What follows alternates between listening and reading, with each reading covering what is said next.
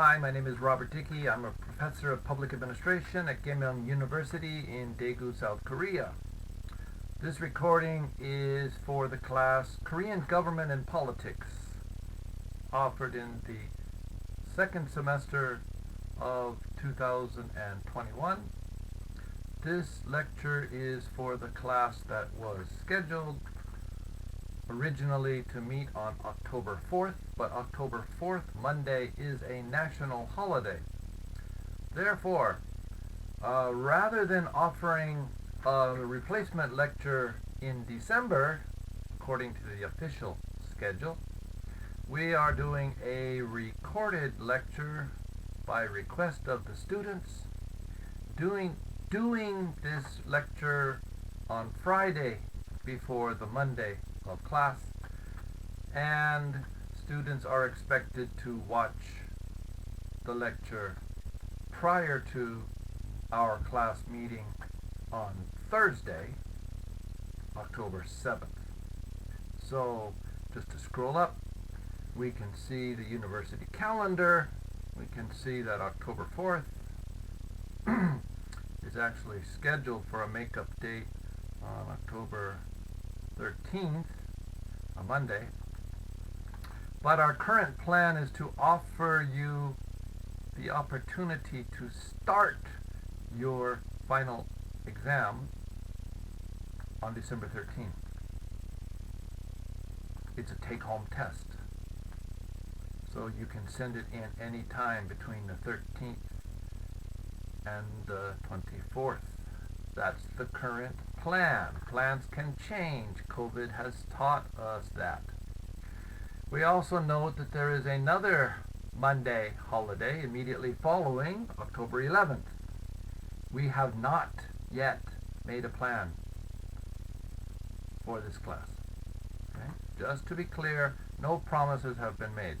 Okay, so last class in the classroom, we were working on this September 30th post of political parties timeline.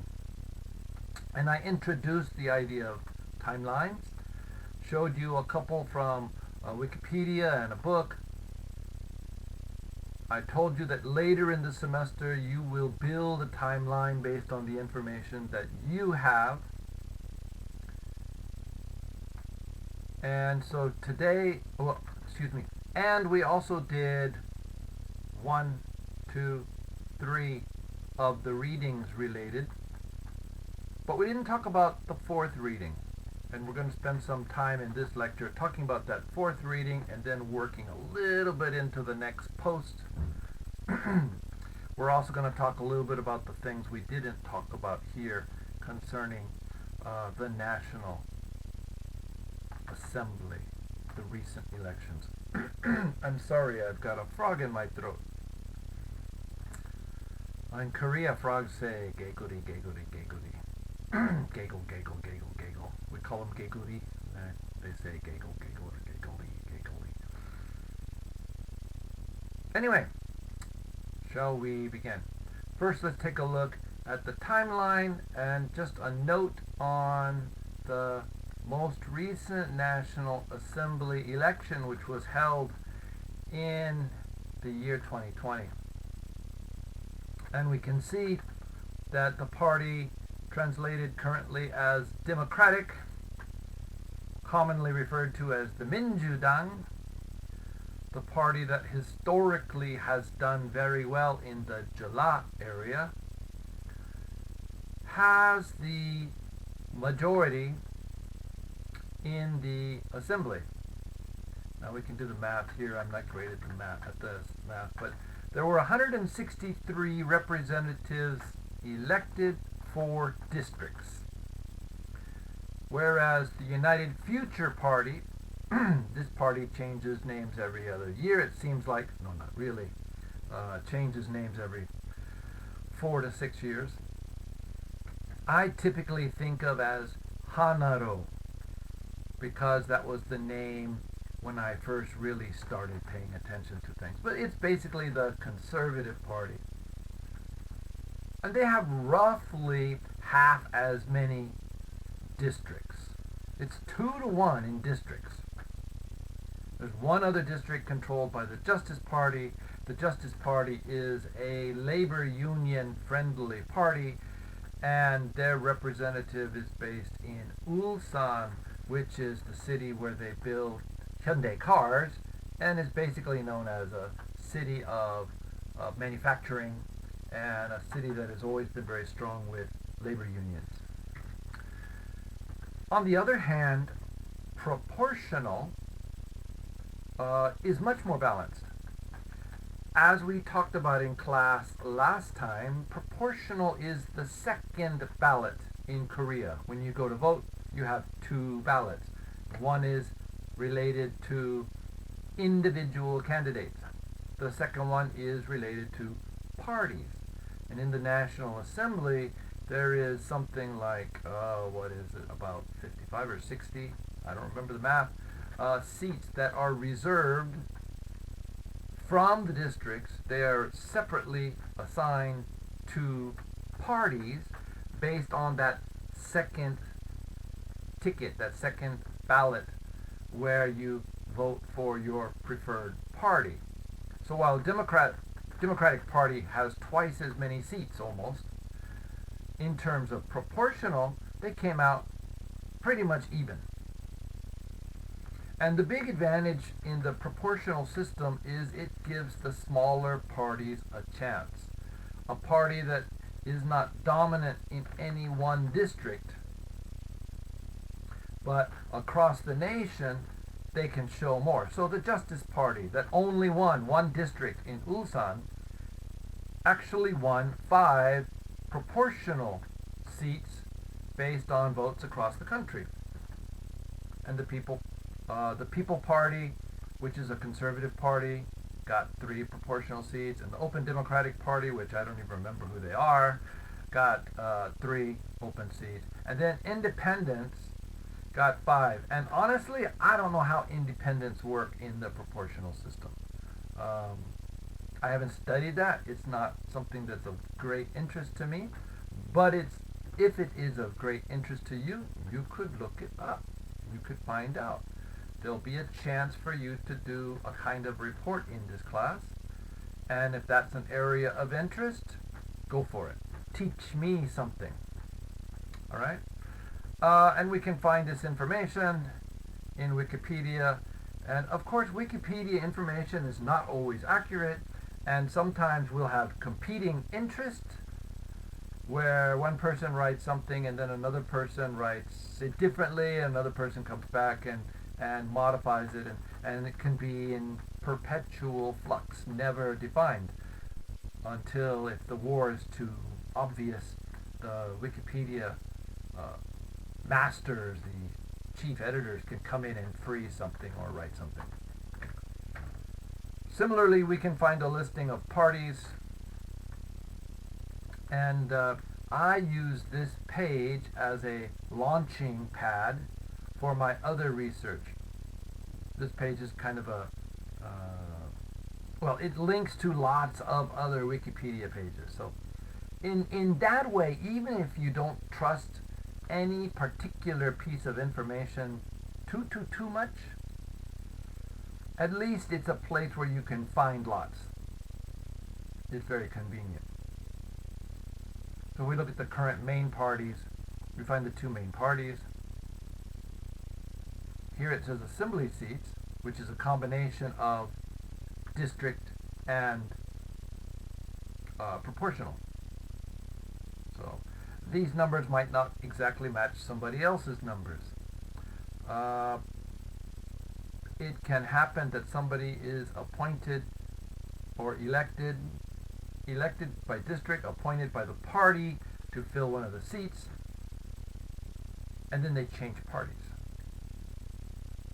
So there's a lot of rules about this, and it's not our place to study that too intently. This class is not on assembly politics in Korea.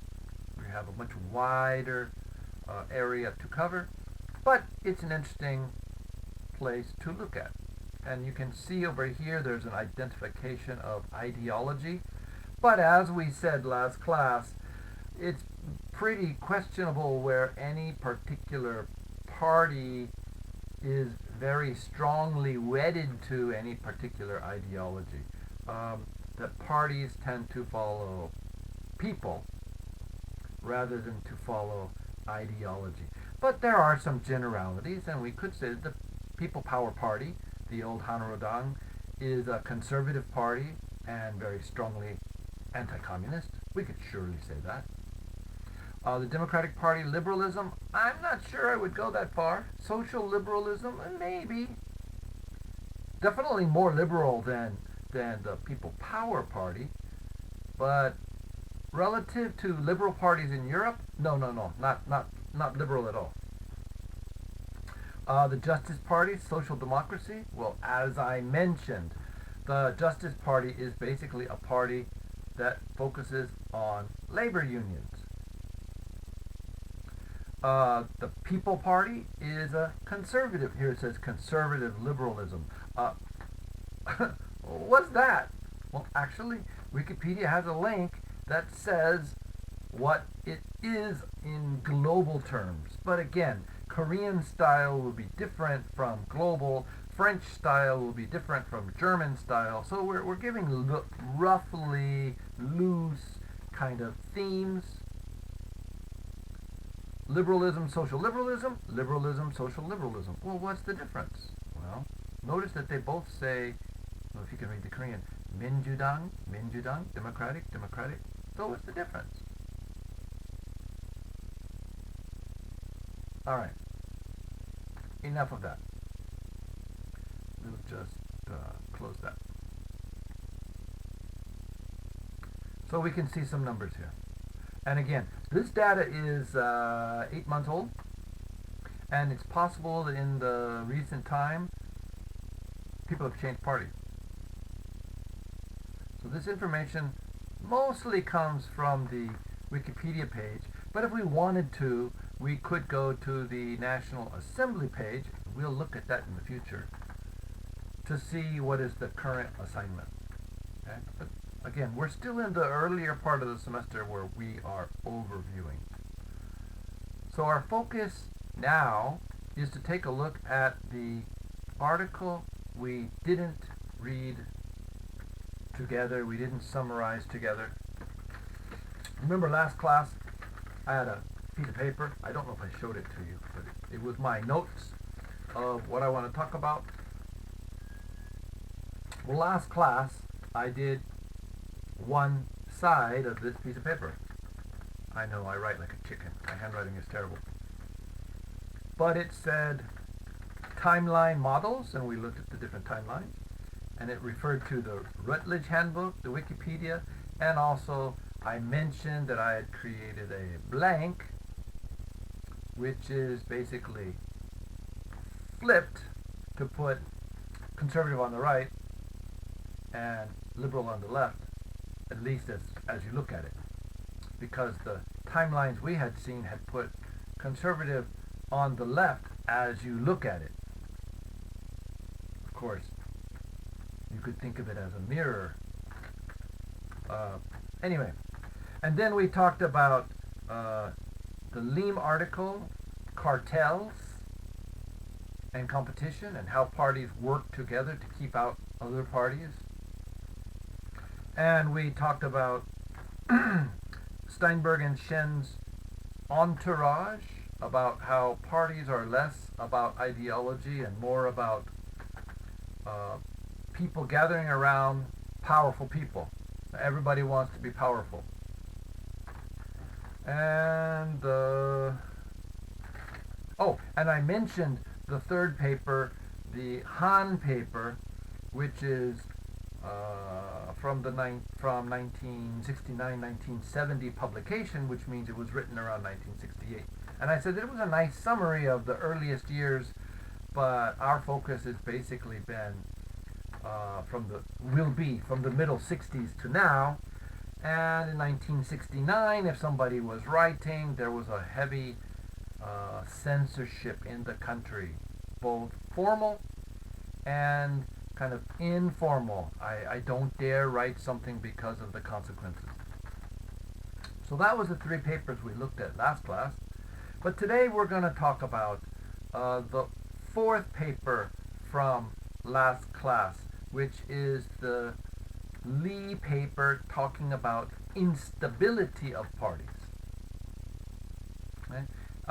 He uses a term which I had never seen before I read this paper, cue givers and cue chasing. And we are going to wrestle with this word a little bit. He also uses another word suggesting that it means the same, and I really dislike the other word. So basically what I'm saying is we're working in an area of an interesting idea that we should consider, but the labels that are used to discuss this maybe could use more work.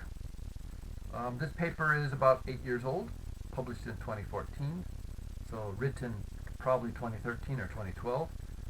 But I'm not very comfortable with the language he uses.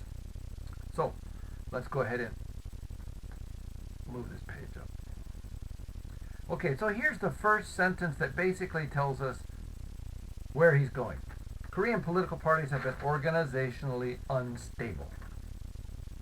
Now, when we talk about organizationally unstable, we mean both that an organization's membership is unstable, but also that the organization itself is not stable. There's no stable leadership, or even the organization as, let's say, a corporation or a club fails. Starts and fails. We mentioned this in the last class when we looked at the timeline, that so many parties had a relatively short time, and then the name changed, or it actually broke. It split into two or more groups, or two or more groups came together to create new. So this is the kind of unstableness, that the organization itself is not stable, or that the organization as a name, as a brand, and as a legal entity, a legal body, a corporation, continues to exist, but the membership changes dramatically. The leadership changes dramatically. So, when he writes this, the first thing he points to is that, well, okay, in 1987 there was a transition from military-based politics to a democratic-based politics. And so we're going to kind of ignore before 1987. Okay? He also says that many people have argued that this instability is caused by a Confucian culture in Korean politics, and we've heard that mentioned before. Because of Confucianism, because of that, strong leader is part of our culture. But this paper looks at it differently. He says this paper has a different view, not Confucian, but cue chasing behaviors of self-interested politicians who are not concerned about ideology, politicians that are not dedicated to the party, but politicians who are interested in only taking care of themselves. Now, in many countries, including the US, a lot of citizens would probably say, of course politicians are only interested in themselves. That might be true. Here we're going to suggest that, well, at least they're interested in themselves, as opposed to using a different excuse, using the Confucian. Okay, so don't take that too seriously. He's just basically saying it's not all about Confucianism. So this paper looks between 1987 and 2012. All right.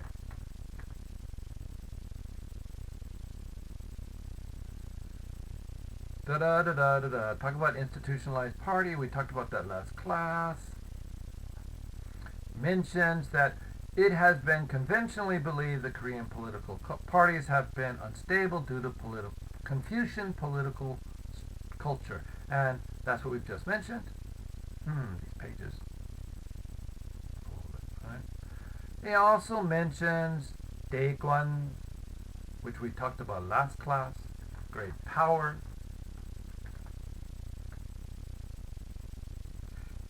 He suggests that these might not be wrong, but they completely oversimplify matters. This is the one I didn't do last class. Okay. They imply that Korean parties are hierarchical. That it's all about the big boss and lower levels. And party members never appeal, never contest, never oppose. But we're going to look at it a different way.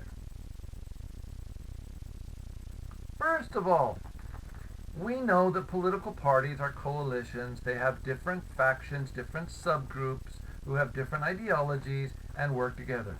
Every political scientist will tell you that. He simply says, yes, that's the way it is, and Korean parties are hierarchical, but they also have different subgroups. So we have intra-party conflict. Okay, we know that. Every country has that. Korea is no different. He gives an example, something I mentioned briefly in class. The Conservative Party that I refer to as Hanorodang, at various times been known as various names, such as Grand National Party, was under the control, the influence of President Lee Myung-bak. Well, Lee Myung-bak ran for president within the party, trying to get the party nomination against a few people as normal, and one of the people he ran against was Park Geun-hye. And through the nominations process, Lee Myung-bak was the winner. He became the nominee, which means also in many respects he became party leader. And when he became elected as president, then he became clearly the party leader. Okay? So this was the party that also won dramatically in the National Assembly. So they had a GNP president and GNP majority in the National Assembly. The two leading factions within the party were the pro-Lee Myung-bak group and the pro-Park Geun-hye group. And they competed in 2001 particularly. Even though Lee Myung-bak was the president, they still competed. And he's using this as evidence that Korean political parties are not based on single command and control, based on a family leader, on a Confucian leader. Okay, more noise, the same argument. What he provides us as better information is how that works. He said, groups are not blindly loyal to their leaders, party leaders or faction leaders, but instead they're interested in National Assembly seats. As we mentioned last class, only one person can be president, but there's 300 and something assembly seats. So if your party wins 160, there's 160 high-profile positions that can help you get more information and more publicity and help you draw your own entourage. And maybe someday you'll have enough power to be nominated for president. It says, in fact, in reality, almost all the intra-party conflicts in Korean party politics have been highly related with candidate selection. Now, 2008 was a really interesting year, and he talks about it. I'm not going to read it. 2008 was a case where the leadership of the party, this Hanarodang GNP party, made the decision that their best future was to choose some younger candidates for the National Assembly.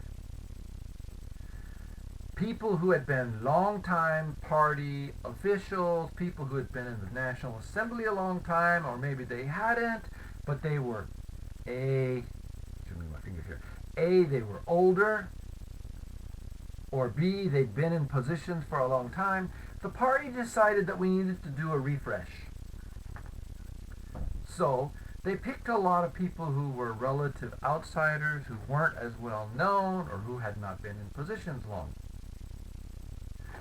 Well, it's not surprising that people who had been in office and were not defeated were a little upset at not getting to keep their position. Hey, I'm the representative of Miriam District A, and I've been in this seat for 6 years, and people seem to like me. I want to run again, but you don't nominate me. You nominate some nobody. So a lot of these people aligned with what we can call the Park Geun-hye faction. Now, in fact, Park Geun-hye did not have any real political power at this time. She had never been elected to any office. Her political influence came from the fact that she was her father's daughter. Her father was Park Chung-hee, president of Korea, for, what was it, 17 years, 16 years, something like that. Don't worry about the details. And a lot of older people remembered those days so fondly, and she was the woman, Park Geun-hye, who, when her mother was assassinated, they tried to kill the president, they missed, they killed the president's wife. Park Geun-hye then became something like the first lady. She was young, but she started to do all the things that we normally expect a president's wife to do. And people were so appreciative. Look at this young lady who lost her mother, yet she's strong enough to carry on, to carry her mother's load. So she gained a lot of respect at this time. It wasn't political respect, it was social respect. She never ran for office. Her brother, well, let's say he had a lot of failures. There was substance abuse, alcohol and things like that. I believe there was gambling. He was the kind of guy who would have, spent his whole life in jail, except he was connected. He had people who made sure that he didn't get in too much trouble for too long. But he was absolutely not interested in politics, and he was, and is, basically unelectable. There's just no way that he could ever be president. So Park Geun-hye, the daughter, kind of inherited the father's influence. That people who loved the father as a politician, as a leader of the country, were inclined to, likely to think that the daughter was something special. So she had a lot of influence, but she didn't really have political power. But in 2008, when a lot of these old-time, long-established politicians were being pushed out of nomination, they decided to run as independents. They decided to run against their old party and against the opposition party to become an additional candidate, an independent candidate. Well, can't really say who spoke first, who moved first, but suddenly all these old-time Hanarodang, GNP politicians started gathering together and saying, well, we're going to make something like a party. We can't make a legal party. It's too late. The process is tough. Remember we talked about the previous party and how they are making it difficult to create new parties, that we have this cartel system in Korea. Well, they couldn't really build a party, but they could build this kind of coalition or loose connection, and then somehow or another they became unified with Park Geun-hye, who was not running for office, and suddenly they became known as the Park Geun-hye Party, even though it was not a party. They identified with Park Geun-hye. They used independent, but they kind of associated themselves together with Park Geun-hye. And so here we'll go back to the text. This pro-Park Geun-hye group defected from the GNP, formed a new political party, but not actually a legal party, called the Park Geun-hye Alliance, and they ran for office. Now, what's important is that a whole bunch of these guys won. And after they won, they joined back the party.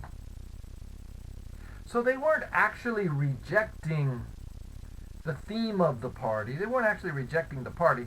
They were rejecting the party leaders who had decided to do something different than the traditional way.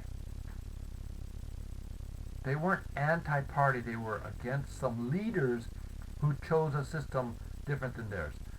So it says here, as this case shows,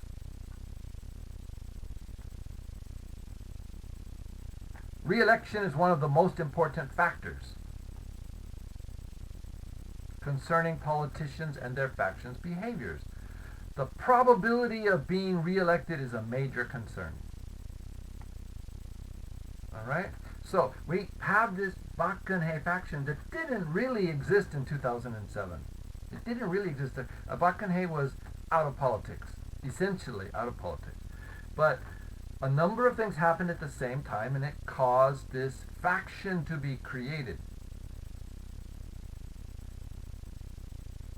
Now the next paragraph has some problems with it. It says, in order to be re-elected, politicians need to acquire majority votes in elections.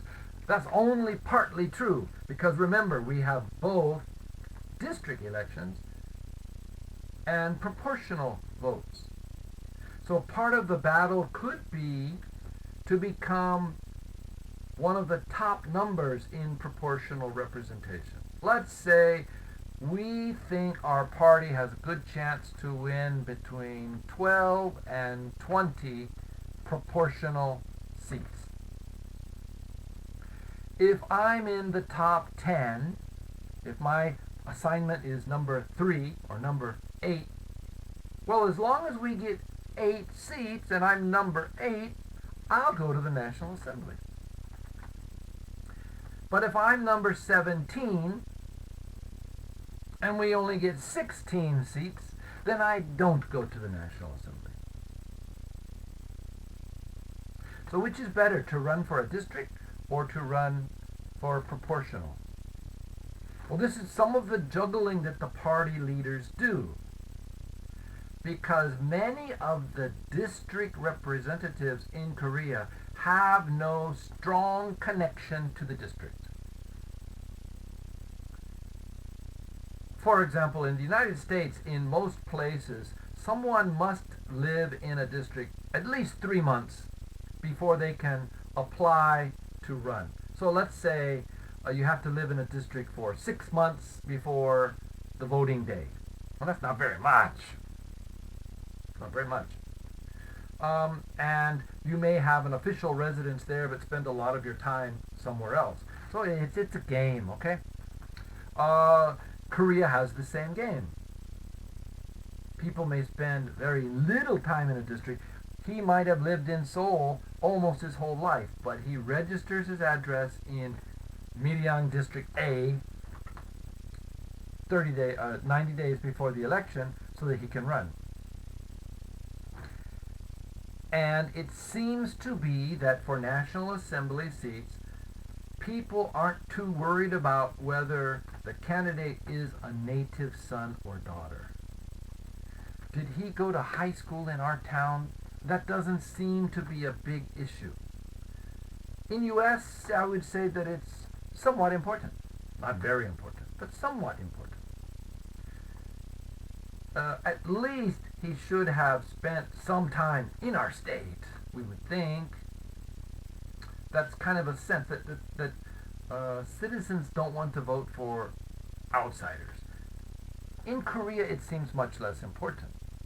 So very often, the national party leaders will ask a party member to run in a district. In a district they have no relation to. Well, now here's the kind of judgments and decisions that are made. First of all, this district is a district that our party has always won, traditionally won. Daegu is traditionally GNP. Gwangju is traditionally Democrat, Minjudan. Okay? We call it a safe seat. Pretty much anybody we nominate is going to be elected. So, we could give that to somebody who's a relatively weak candidate who we think would have a hard time winning somewhere else.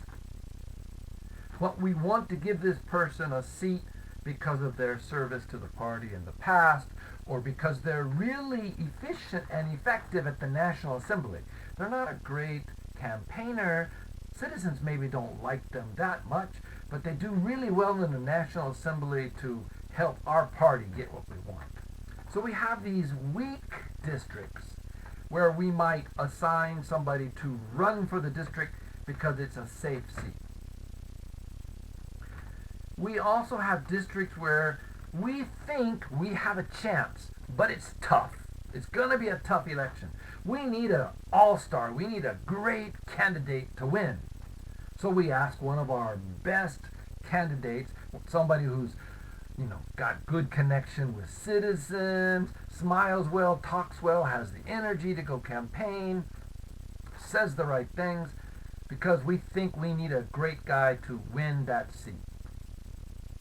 We can also have places where we're pretty sure we're going to lose. And so we ask somebody to run.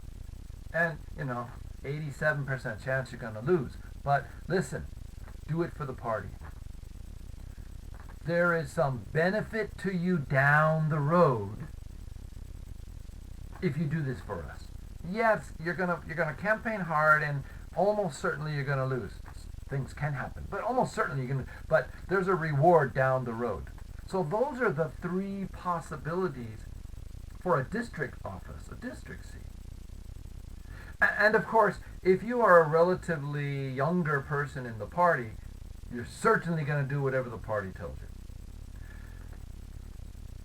If you are somebody who grew up in that district and have a good relationship in that district, for example, maybe you were a mayor, or maybe you were a provincial assembly representative of that district, people know you, then that's going to make you a little bit stronger candidate, and that's one of the things that the national political offices are going to look at. So what we're suggesting here is that, for the most part, candidates for National Assembly in the districts are actually chosen by national headquarters for each party. Still, theoretically at least, in the contemporary time, anybody can run. But only one person is going to get the nomination from the party. But somebody else who's been a party member, someone else who has been a party member, who isn't chosen by the party, can run as an independent. So when you look at a National Assembly seat or city mayor, you'll often find a certain number of candidates from different parties and a certain number of independents. The secret is independents almost never win, except if they already have a strong relationship with that place. They're a past representative of that district, or in this case of the Bach and Hay Alliance, they were the former National Assembly member for that district, or perhaps a National Assembly member from a different district, or a proportional representative National Assembly member, and they have this kind of national reputation. But they weren't chosen by the party, they run as an independent candidate. So one of the challenges is that elections are expensive, and somebody's got to pay. So as we mentioned previously, part of this power of party leaders is that they have the budget. They can support elections. Now that's three main types of districts. One, the district that the party feels they have a very strong chance of winning. Two, the district that's close and we need a very strong candidate to hope to win. And three, the district that we expect we will lose. Then we have the independent candidates who are outside of our control, running for districts. And then we have the proportional seats.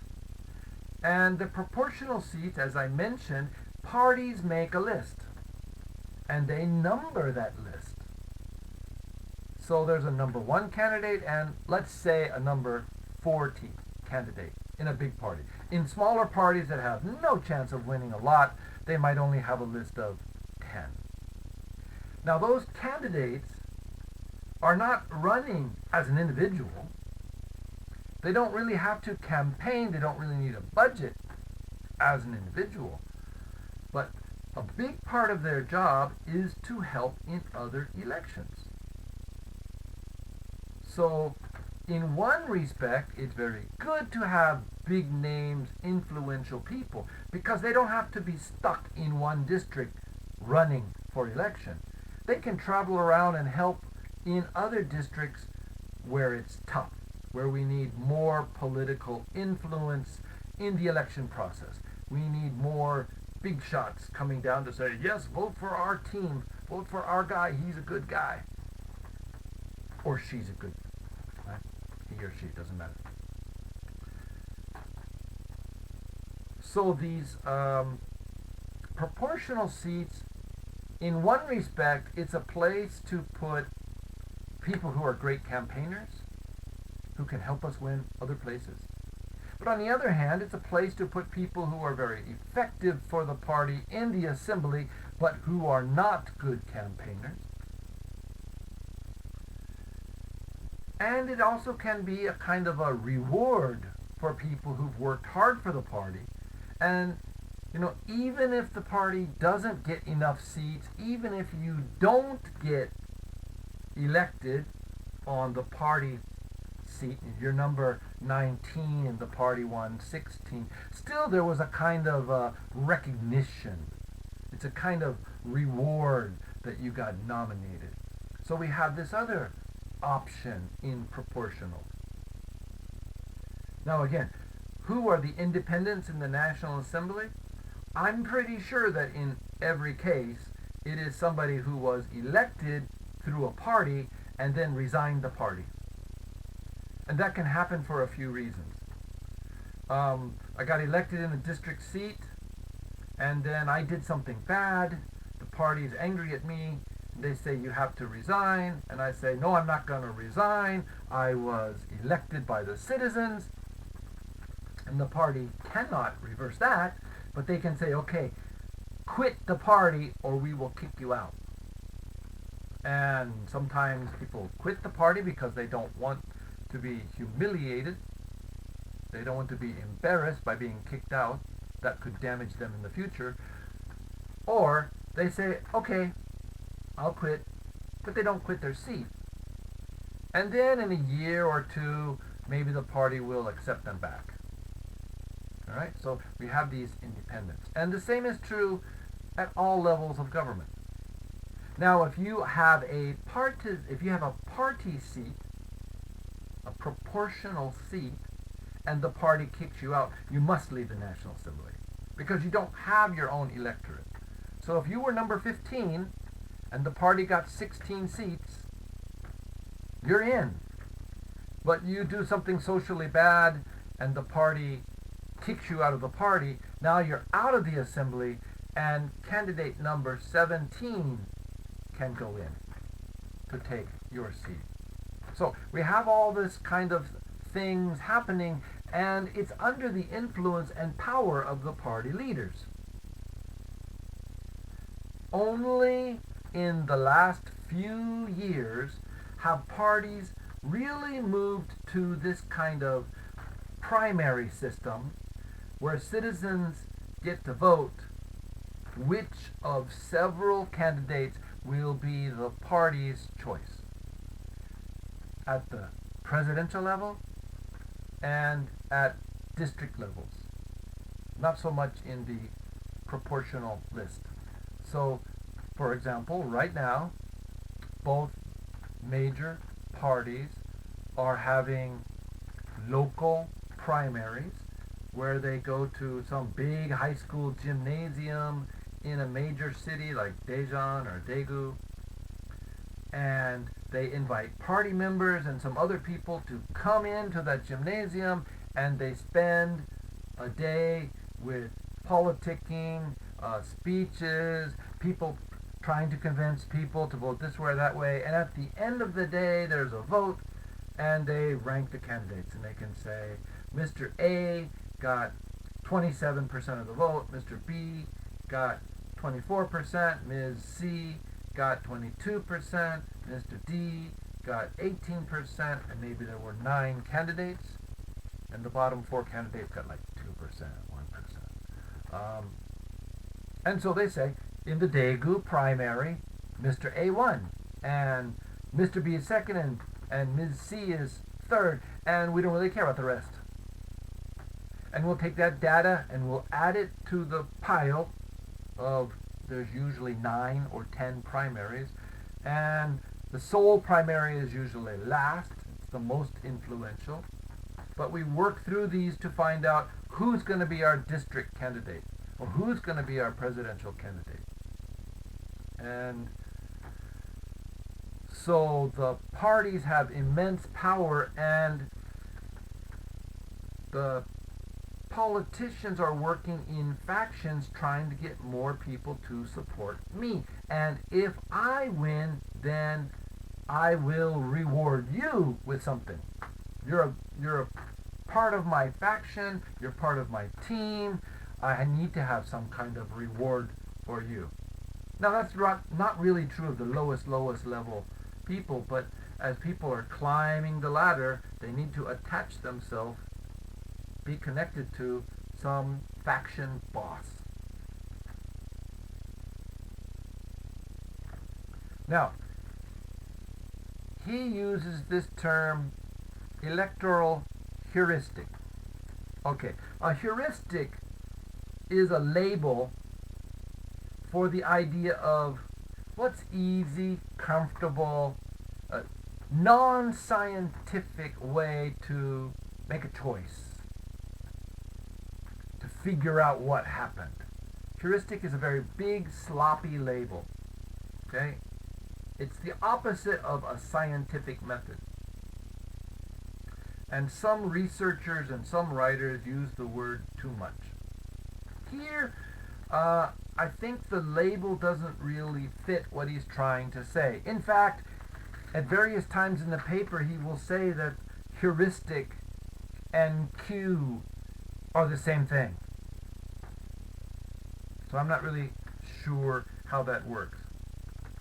Anyway, traditionally when we talk politics, we talk about rational choice, rational thinking, looking at something and saying, what's best for me? Well, or what's best for society, maybe. But it's an analytical, rational process of deciding the best choice. Rational choice models. So under the rational choice model, constituents, the voters, are probably going to vote based on what do I think, what do the candidates think, who is the best spokesperson for me. Okay? Here it says the relative distances of their own ideological positions and those of political parties. So I can think about it as me and a party, or I can think about it as me and a candidate. But a rational choice says I think about who's the best representative for me.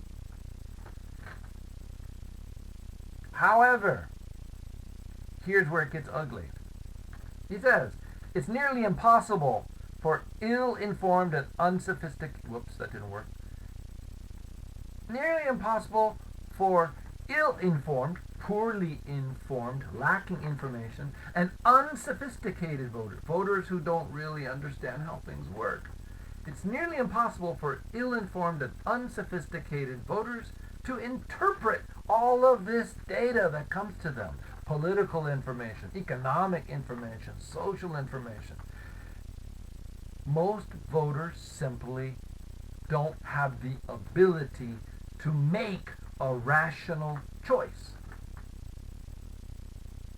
So, a rational voter, a reasoning voter, might use information shortcuts.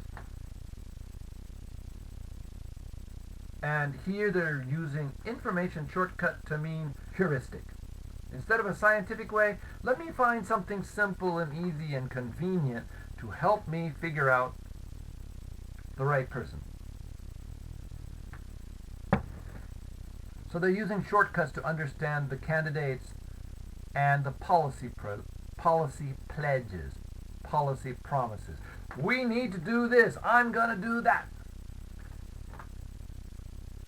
Then he says, especially frequently they depend on party identification to make it. They vote the party ticket.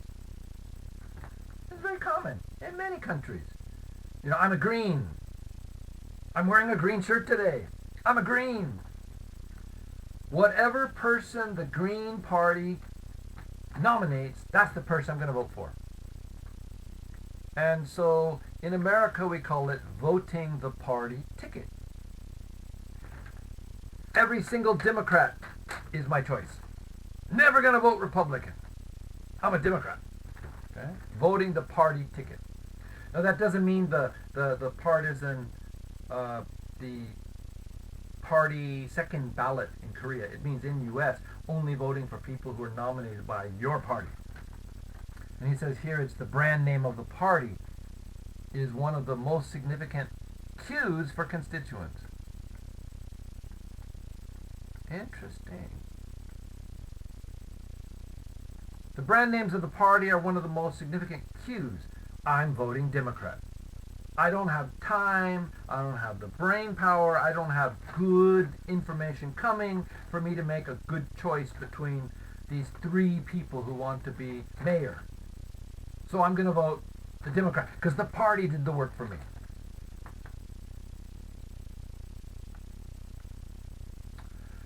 Now he says something I don't agree. He says the cues, the brand of the party hasn't been very influential in Korean politics. And he blames it on authoritarian politics. That is Park Chung-hee, a different way of spelling it. We're going to see the spellings so many different ways. Park Chung-hee dissolved, he destroyed, he eliminated, he erased the National Assembly, and he banned political parties.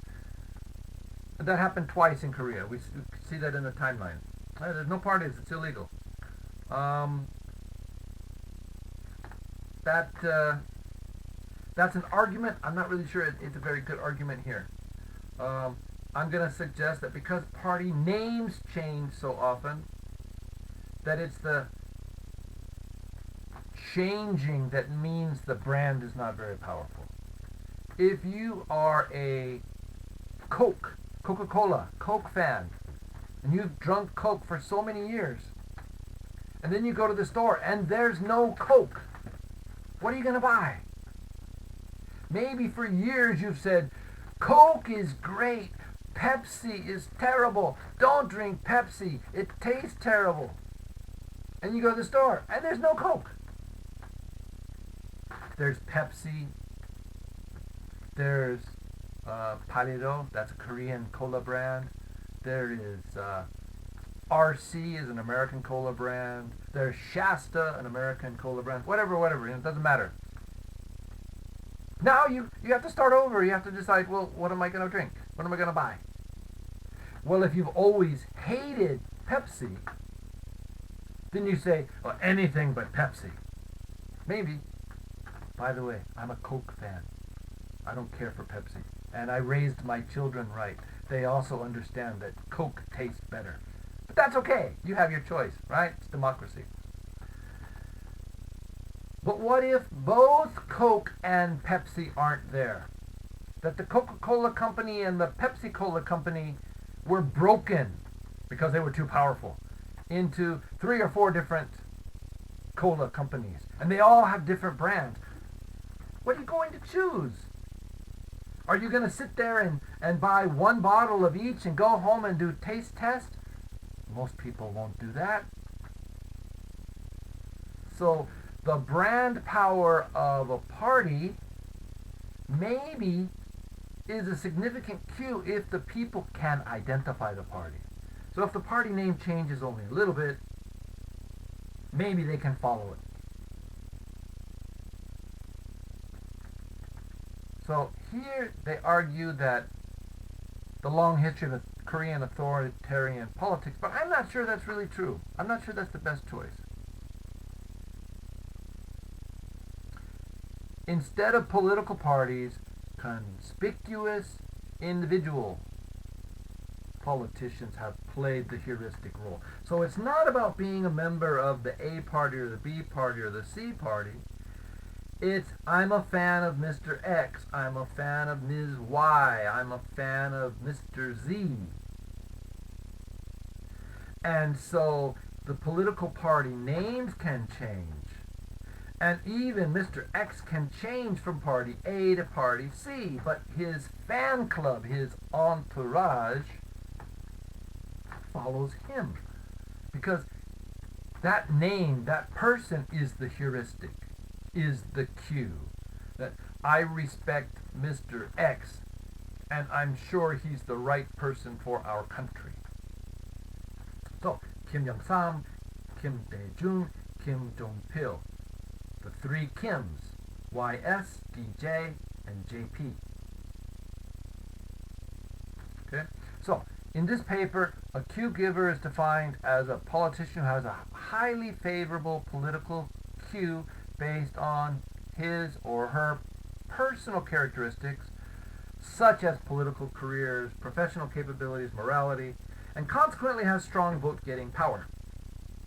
Now, right now, in the year 2021, one person with strong political cue, but it's fading, is the person who was previously the prosecutor general of the country. A lot of people had a high favor of him, high impression of him, because he basically fought the government. He was a government official. But the leading government officials told him, no, you should investigate these people, not in our party. And don't investigate these people who are in our party. Now, the prosecutor general is supposed to be an independent role, not connected to any party. He went after people who were in the dominant party,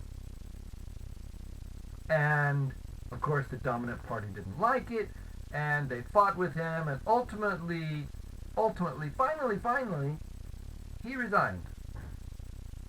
And the opposition party was standing right there, ready to sign him up.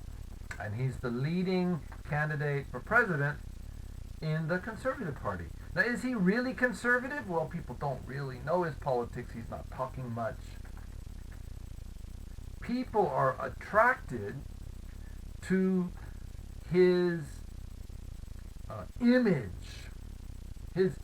as a clean prosecutor general who will go after anyone, no matter who they are, if it looks like they were performing improperly.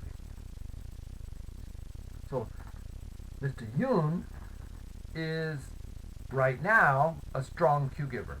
But as I mentioned, it looks like right now, October 1, 2021, his star is falling. His ability to give cues is weakening because he's being pushed to make political statements, and people are finding that they don't necessarily agree with his political statements.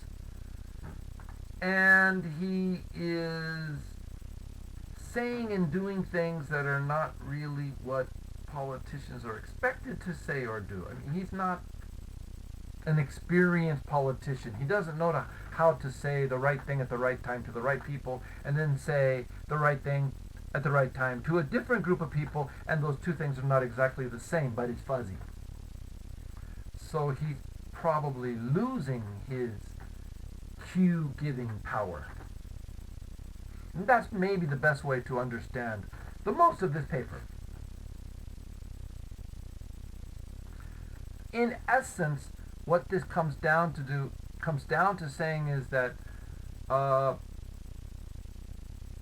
party by name, by association, is perhaps less important than the people who acquire a large entourage. And they give a few examples in this paper, and you're welcome to read it. One of the cases that's relatively interesting to me is the case of Lee Hae-chang. Lee Hae-chang was a Supreme Court judge.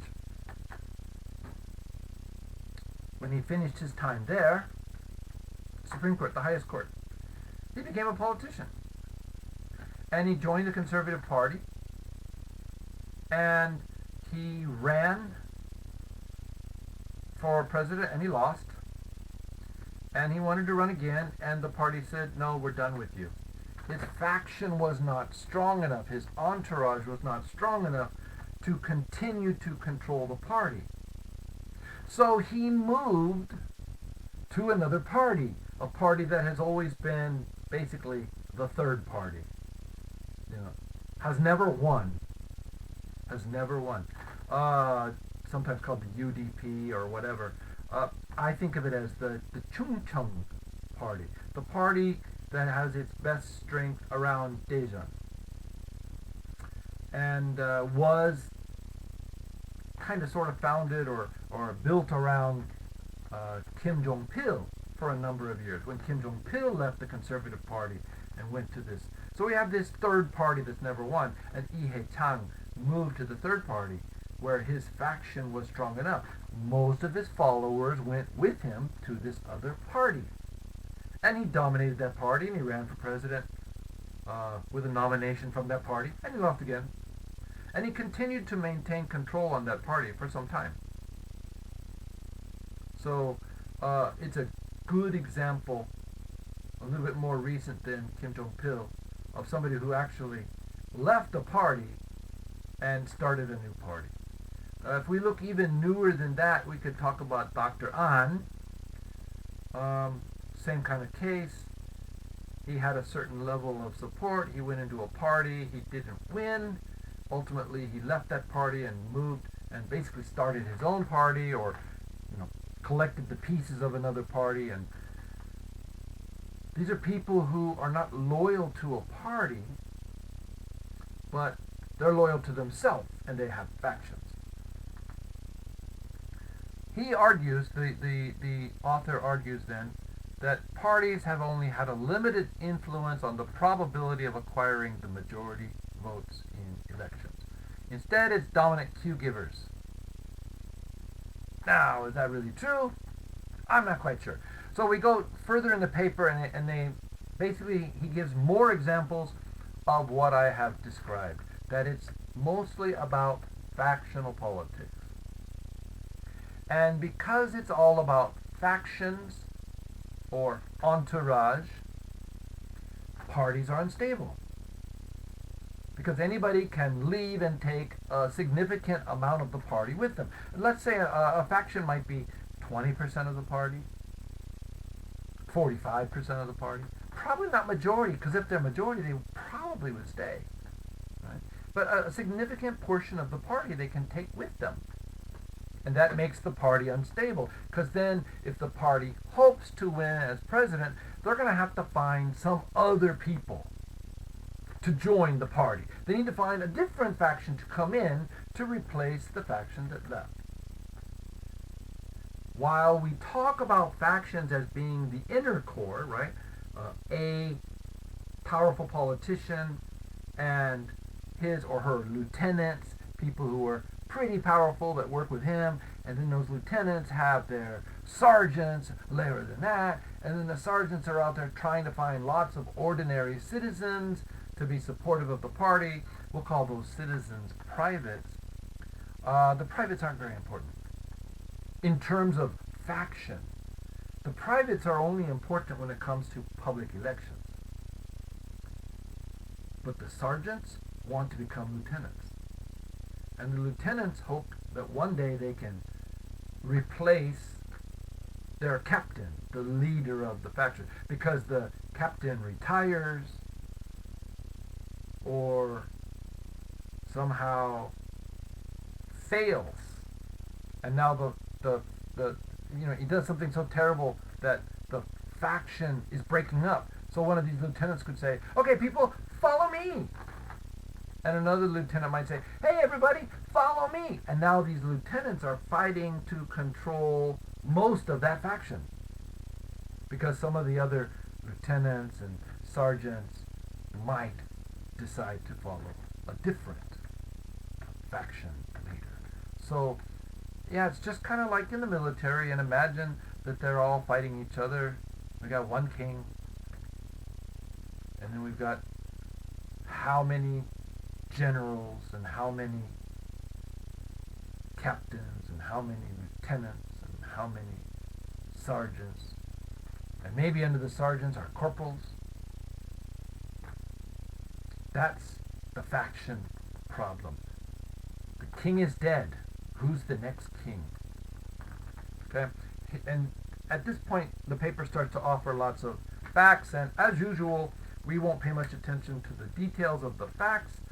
Not that facts are bad, but this is an overview course. At the end of his paper, he suggests that we maybe are seeing a decline in Q givers. That role. I don't remember exactly where it is. Anyway, that we may be seeing fewer Q givers, fewer kings, fewer captains, and a little bit more loyalty to party. That more people are becoming more oriented to party. Maybe. Now he says that in the time of this paper, which is 2014. I'm not sure that has really happened. When was this paper? Yeah. I'm not sure that's really happened. I mean, again, look at what's happening in the two parties right now as they are preparing for the next presidential election. So if I become the leader of the party, I have much influence on who is going to be on the party list. I might have a little bit less influence on the district, but on the party list, who is going to get those party seats? Well, I have a little bit more influence on that. And so support me and I'll take care of you. You can become on the party list, or I'll make sure that you become the representative of District 13 in Gyeongsangbuk-do, or I'll get you on the city council for Daegu Gwangyok시, Daegu Metropolitan City. So there's a lot of leadership and followership. That's another way to think about this. This class doesn't really talk about leadership in that sense, the leadership followership paradigm. There's other classes that do that more, but you could think about that as one way of one way of describing this entourage, is that there are leaders and there are followers, and that's my class for today. Now when we close this, we'll just get this out of the way, click, we can take a look and see that our next class, I put the label 10.4 on here just as a reminder in case anybody jumped to it out of turn. We start by picking up with the end of last class and moving forward, right? So our next class is going to talk about the law and the culture for election in Korea. You'll remember that I said that when I first came to Korea, the law had been changed to make door-to-door canvassing, where you could give somebody 10,000 won or whatever, made that illegal, and bribery, corruption, buying votes was illegal, but there were still lots of massive campaigns where people came because the party drove a bus to their village, they all climbed in, they went out to the destination where they heard some speeches, got free meals, got a ride back to their village. Well, it was entertaining, at least.